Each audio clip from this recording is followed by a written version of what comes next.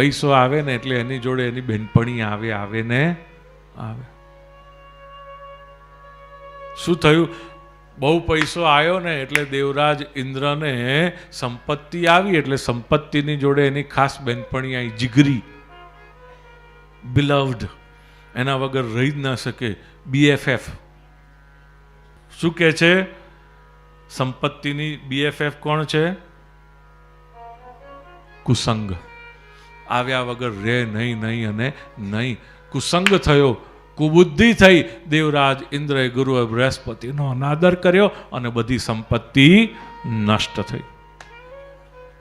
આપણે પણ જ્યારે આવું થાય ત્યારે સમજી લેવું, આ બધા બેસાડવા માટેના ચોકઠા છે.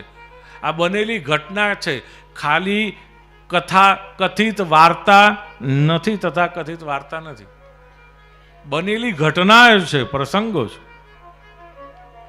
આખરે ત્વષ્ટાના પુત્ર વિશ્વરૂપને ગુરુ બનાવી અને નારાયણ કવચ નામનું દિવ્ય અસ્ત્ર પ્રાપ્ત કર્યું, ગયેલી બધી સંપત્તિ પાછી પ્રાપ્ત કરી છે.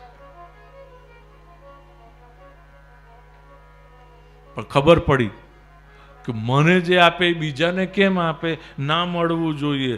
મને જે દિવ્ય મંત્ર આપ્યો એ બીજાને ના આપવો જોઈએ.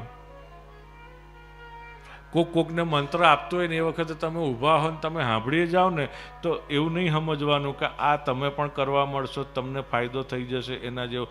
ના, એ ગુરુ પોતે તમને જ્યારે સંબોધીને એ આપે ત્યારે જ એ તમારે માટેની એ વિદ્યા કે મંત્ર કહેવાય. ત્યાં સુધી નહીં, એટલે ત્યાં સુધી તમારો નહીં જ્યાં સુધી તમને સંબોધિત ન કર્યો હોય.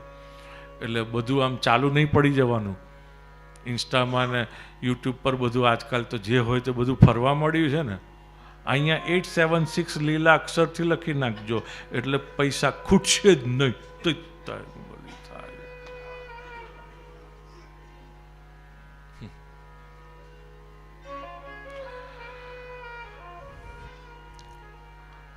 કુસંગ થાય એટલે કુબુદ્ધિ થવાની, કુબુદ્ધિ થાય એટલે સદગુરુનો અનાદર થવાનો ને સત રૂપી જે છે